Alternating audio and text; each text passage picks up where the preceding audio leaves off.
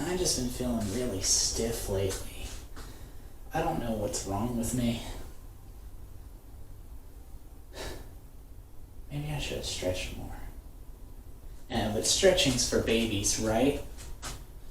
Look at how mobile I am. Oh God!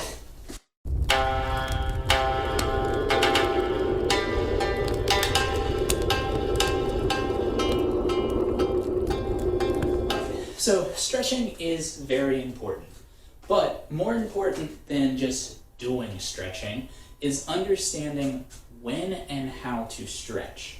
Now, I've already mentioned in multiple other videos, I'm not a naturally flexible person. I can kick somebody in the head, but I can't do a full split. There are plenty of people that are more flexible than me, and plenty of people that focus on it a lot more than I am. I'm notorious for forgetting to do my stretches, and I do feel like an old man sometimes where my back's breaking, or I'll have a muscle that just seizes up because I forgot to stretch and alleviate that strain on my muscles. So, as a martial artist, there are a few stretches that are very, very important. Muscle groups that you will use over and over again, and you want them to be limber. Even, there's some science when it comes to muscle recovery that states that stretching doesn't help you recover from soreness so much as we originally thought.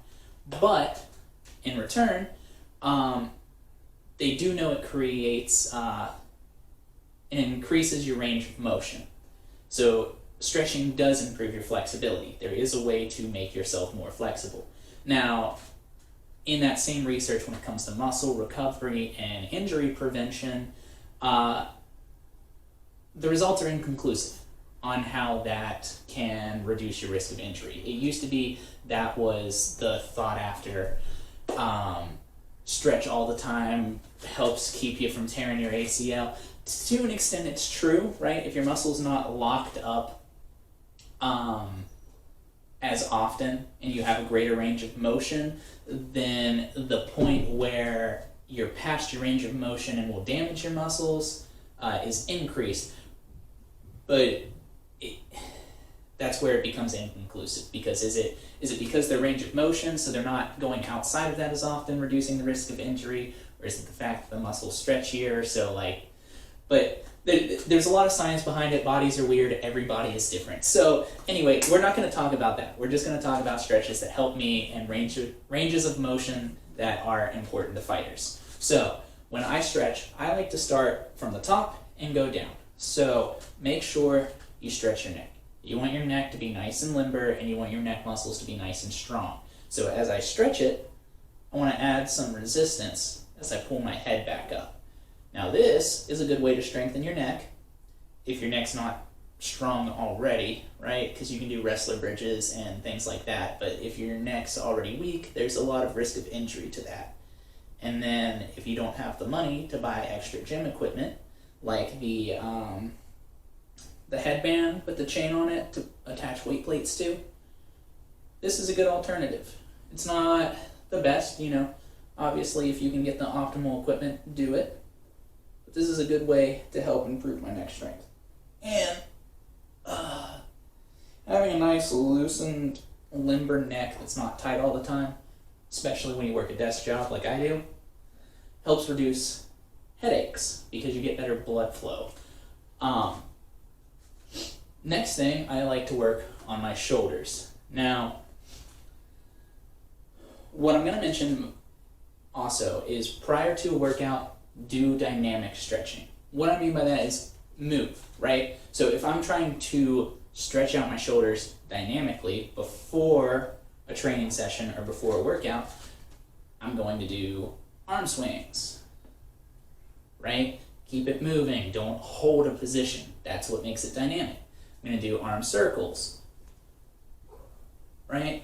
And then I'm going to just do straight up shoulder rotations. So there's a couple ways that you can do that. I can put my arms out and turn and point, and you probably hear me cracking and popping already because I haven't done much today yet.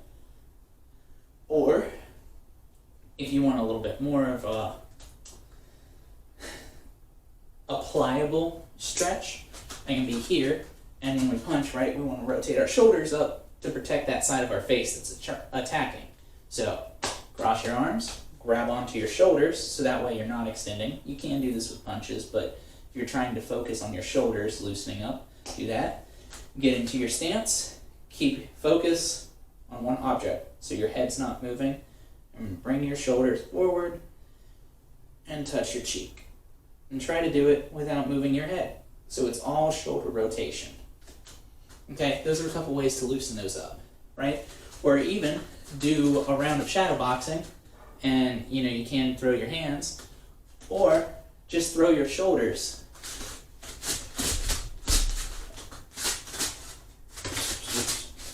It looks weird, feels weird, but different things, right? You don't see it much in more modern styles like boxing and MMA and regular kickboxing, but you can find it in a lot of traditional martial arts training where they will go through movements and redo the movements focusing on one specific thing. So for example, if I was practicing my karate front punches, right, and I'm stepping forward, boom, boom. The next time I want to do it, I might hyper-focus on this arm. Boom, boom. Next time, I might only worry about the feet and doing a proper J step. Right? If I'm talking about throwing a cross, I might really focus on the rotation of my right hand.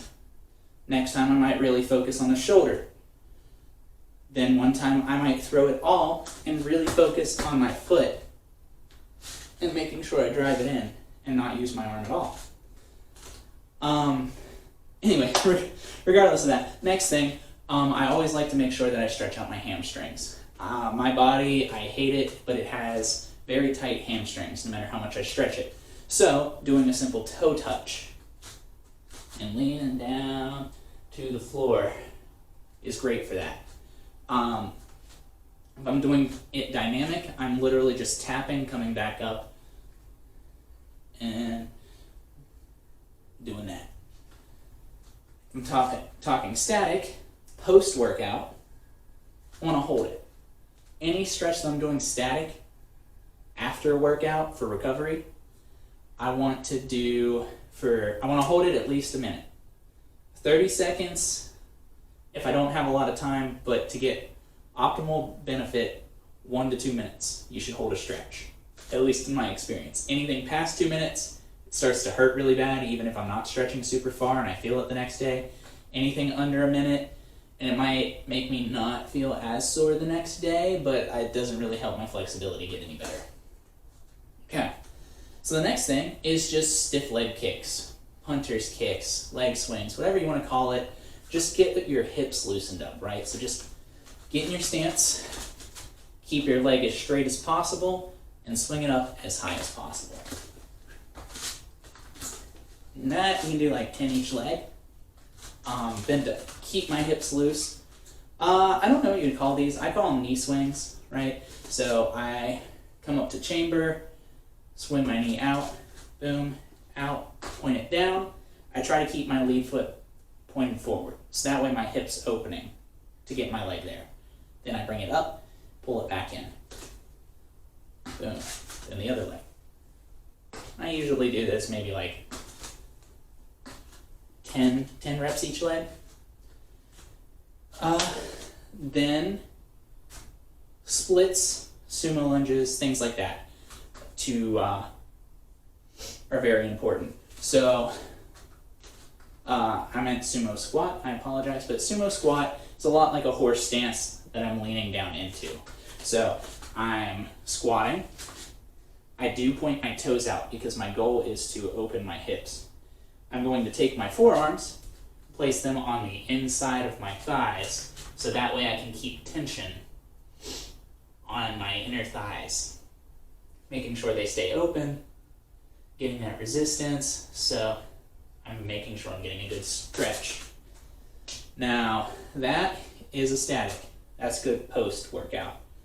A good alternative for dynamic pre-workout is just side-to-side lunges. So pick a side, boom, and as you do it, and you feel your body getting looser, Start going deeper, deeper. And, you know, same thing, 10, 20 reps each side, whatever, just until you start feeling good. And then, last but not least, are splits. Now, as a martial artist, you're going to be kicking. Your leg needs to go both ways. You've got your front kicks, boom, and you've got your roundhouse and your side kicks, boom. Okay? So, you need to be flexible out and forward. So you need to be working both splits. Your side split. Now, tips for the side split. Obviously, I'm not the most flexible person. I'm not on the ground. But I want to make sure that I don't have strain on my knees. So I need to make sure my legs are in line. Most people tend to have one side of their body that's more flexible than the other, even if just slightly. Why we're asymmetrical, I don't know. Maybe we hate ourselves. But it's true. So you tend to have one foot that'll fall either more forward or more backward than the other one. So double check yourself, find something to help make sure that you're in line, so that way you're stretching both sides equally. If you're like me, I have tendinitis, and so every now and then my knees, my quads will really get irritated and inflamed, and this puts a lot of pressure on them if I'm holding it for a long time. So a nice alternative is to do a wall split. So what I'm going to do is I'm going to set my back right against the wall, and I'm going to flip over so that I'm laying on my back with my butt still against the wall. Then I'm just going to start my stretch. Boom, boom, and let gravity do the work. Now I can help gravity by grabbing my inner thighs and pulling it down and adjusting my spots in the wall. But here, because it's against the wall, I know that my legs are even. And if it's because my knee is bothering me, I can let gravity do the work, and it doesn't put a lot of pressure on my knee. When I finish up, hello. When I finish up, I just roll over and out of it, and I'm done. The last one that's very important that I want to talk about is doing the butterfly stretch. Now, if I'm doing it static, we all know it. I'm going to go ahead and demonstrate it real quick. I hope you guys can see because my camera is still broken. But I'm going to put my feet together and then pull my heels in towards my crotch while grabbing a hold of my ankles. I want to put my elbows on the inside of my thighs so that I can push them down. And then I want to try to bring my chest forward to my ankles. I have a cat here now, so I can't do that. Now, if I'm doing this dynamic, which I do sometimes before jiu-jitsu, you flutter the wings of the butterfly. So I just flick my knees up and down. That way, it's not holding it, I'm still getting a good stretch, but I'm not making my muscles like worn out elastic.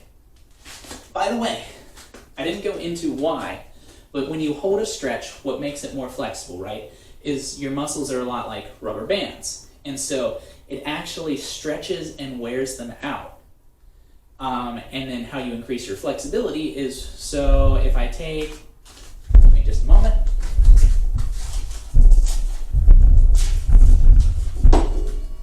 If I take some elastic, this is yarn, and I stretch it out, once it gets stretched out and the tension relieves, it's going to be loose and floppy.